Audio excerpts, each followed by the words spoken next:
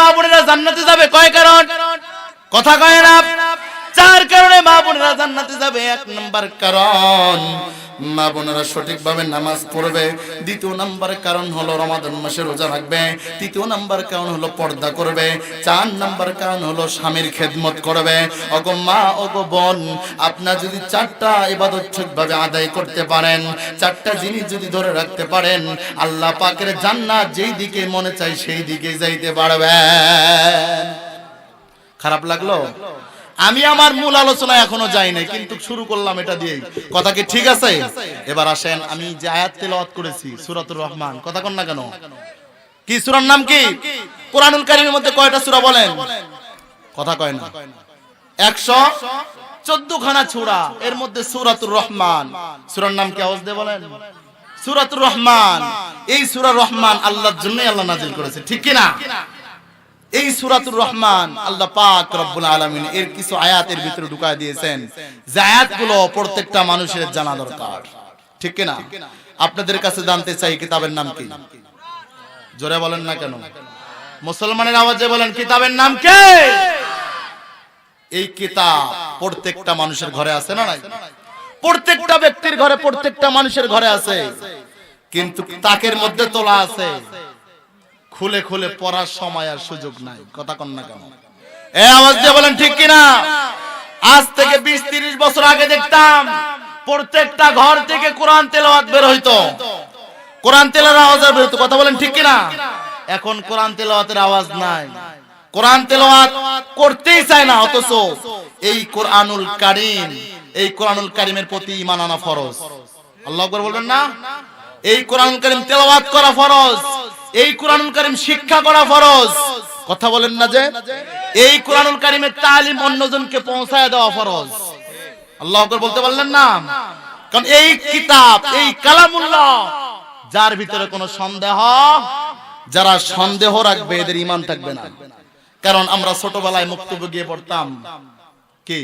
আমানতু বিল্লাহি ওয়া মালাইকাতিহি ওয়া কুতুবিহি ওয়া রুসুলিহি ওয়াল ইয়াউমিল আখির ওয়াল কদরি ওয়া খাইরিহি ওয়া শাররিহি মিনাল্লাহি তাআলা ওয়াল বা'সি বা'দাল মাউত। কি ঠিক না?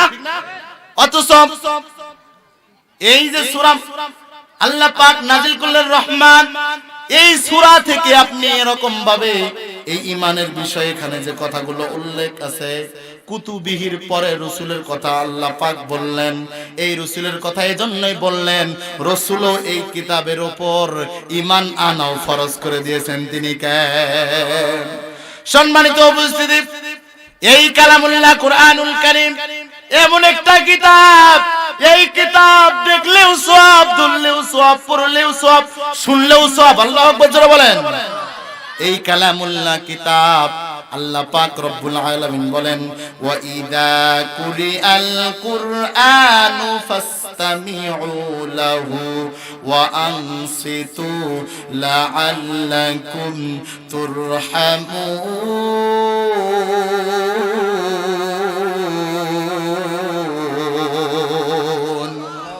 যারা এই কালামুল্লাহ কোরআনুল কারীমের কথাগুলো শুনবে, তেলাওয়াত যারা শুনবে, আল্লাহ পাক রব্বুল আলামিন তাদের উপর রহমত বর্ষিত করবে। সুবহানাল্লাহ বলেন।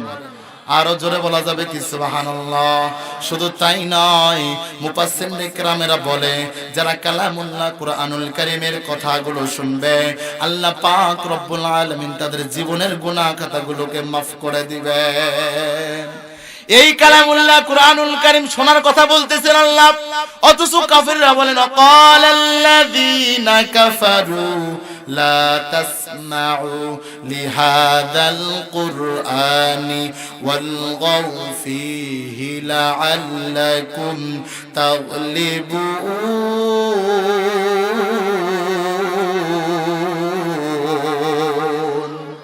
এ মুসলমানের আওয়াজে বলেন আল্লাহু আকবার।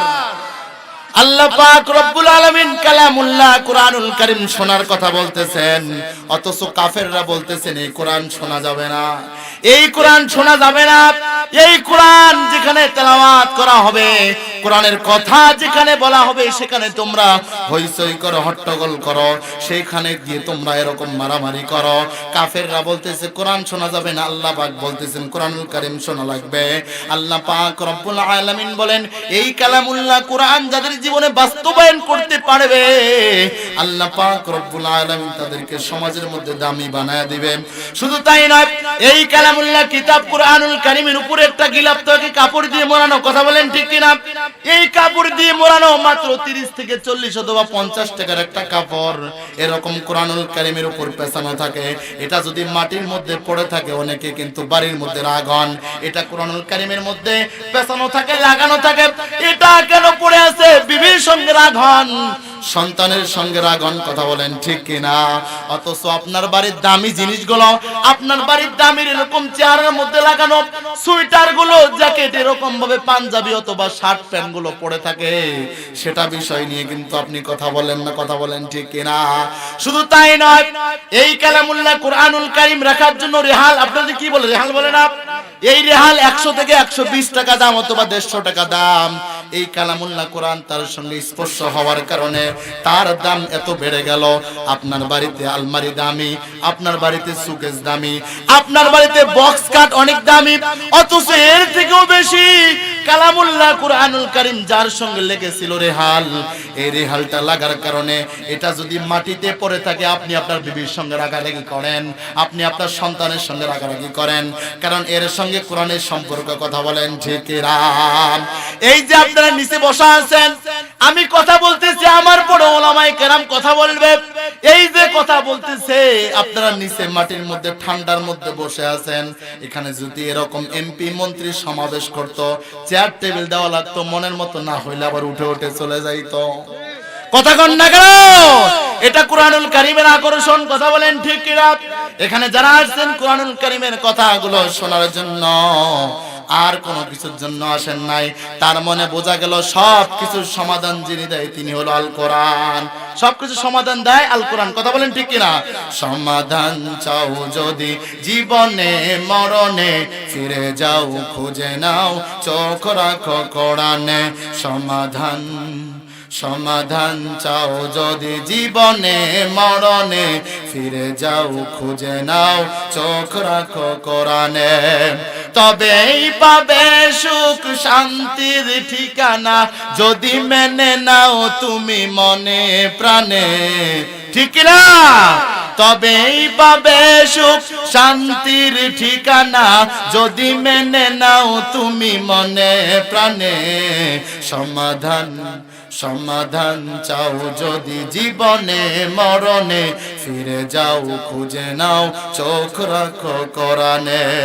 এত চির অম্লান চির মুক্তির ডাক, এ যে মহাবাণী খোদারি কালামে পাক। ঘরে বলো কিবা রাষ্ট্রে বলো, অশান্তি দূর করে শান্তি আনে। সমাধান চাও যদি জীবনে মরণে, ফিরে যাও খুঁজে নাও চোখ রাখো কোরআনে। কথা বলেন ঠিক কিনা? সবকিছুর সমাধান দিতে পারে আল কোরআন, ঠিক না? অথচ এই কালামুল্লাহ কোরআনুল কারীম প্রত্যেকটা মানুষের ঘরে ঘরে আছে। আপনাদের কাছে জানতে চাই, একটা বইয়ের মধ্যে লেখা আছে আগুন প্লাস পানি। আপনার এই যে আগুন প্লাস পানি, কিন্তু আপনি আগুন আর পানি এরকম ভাবে। দ্বিতীয় বক্তারা বলবেন, দ্বিতীয় বক্তারা বলবেন, গোলামরের পক্ষ থেকে, মাহফিল কমিটির পক্ষ থেকে,